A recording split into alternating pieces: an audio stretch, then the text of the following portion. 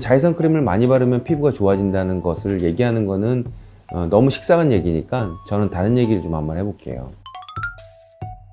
첫 번째는 자외선 크림의 단점부터 얘기합시다. 일단은 우리가 사용하는 모든 화장품 중에서 자외선 크림은 정말 많은 화학 물질들이 들어있어요. 다른 화장품들은 기초부터 해서 화학 성분을 빼려고 노력을 하는데 선크림만은 뺄 수가 없어요. 왜 그러냐면은 자외선을 흡수하기도 해야 되고 반사해야 되기 때문인 거죠.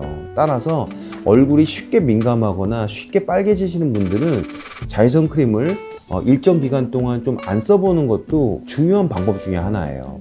이 자외선은 WHO에서 지정한 1급 발암물질입니다. 따라서 당연히 잘 막아야 되겠죠. 자외선 크림을 쓰지 않고 자외선을 한번 막아볼까요? 어렵지 않아요. 우리가 보통 10시간 정도 해변가에서 놀았을 때 몸이 까맣게 탔겠죠. 자, 그런데 수영복 입은 데는 탔을까요? 안 탔을까요? 안 탔죠. 수영복은 100% 자외선을 막는다고 보시면 됩니다. 뭐 스티커 타투 뭐 이런 거 있잖아요. 혹은 뭐 데일밴드를 붙인다든가 뭐 그러면 거기 안 타는 거 볼 수 있겠죠.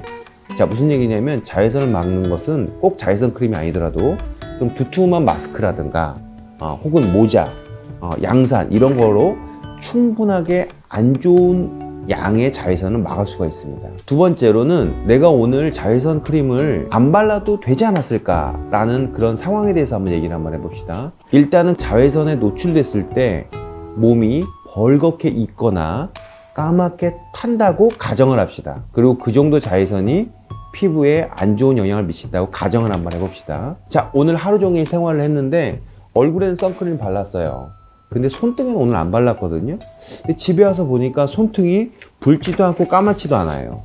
그렇다면 그날은 얼굴에 선크림을 꼭 안 발라도 되는 날이었어요. 물론 피부가 건강하시다면 그런 경우에도 선크림을 바르는 걸 추천하죠. 제가 말씀드리는 거는 피부가 민감하고 따갑고 그 다음에 여드름도 많이 나고 피부가 좀 쉬워져야 되는 경우에 이런 경우를 말씀드리는 거예요.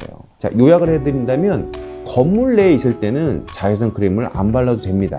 그리고 해가 떨어진 다음에는 안 발라도 됩니다. 이런 작은 노력이 피부 건강에 도움을 많이 줄 겁니다.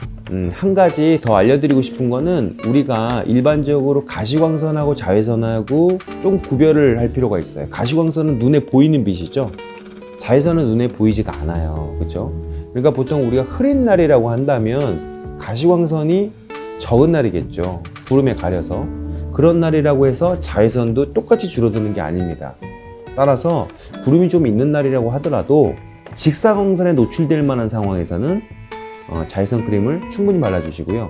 또 반대로 건물 내에 있을 때는 자외선 크림 다이어트, 피부가 민감하신 분들만 적절하게 필요에 따라서 바르시면 되겠습니다. 애매한 경우가 있어요. 자외선 크림을 바르긴 발라야 되는데 피부가 민감하고 여드름이 많이 생기고 많이 붉어지고 통계적으로 기미가 호발하는 부위들이 있어요. 모공이 없는 부위예요. 또 반대로 우리가 얼굴이 민감하고 붉거나 이런 부위는 또 모공이 있는 부위예요. 왜냐면 거기 피지가 고여가지고 여러 가지 뭐 염증이라든가 지루성 피부염이 생기거든요. 자, 선크림을 이렇게 한번 발라보시죠. 기미 호발 부위 듬뿍 바르는 거예요. 특히 우리 어머님이나 아버님이 기미가 있으시다. 그러면은 나도 있을 확률이 있겠죠. 그 부위를 선크림을 많이 바르는 거예요. 그 다음에 어느 정도 바른 다음에 이제 손에 거의 없겠죠. 그러면 이때 또 선크림을 짜지 마시고 그냥 남은 걸로 그냥 모공이라든가 이런 T존 부위는 조금 적게 바르시는 걸 추천드리겠습니다.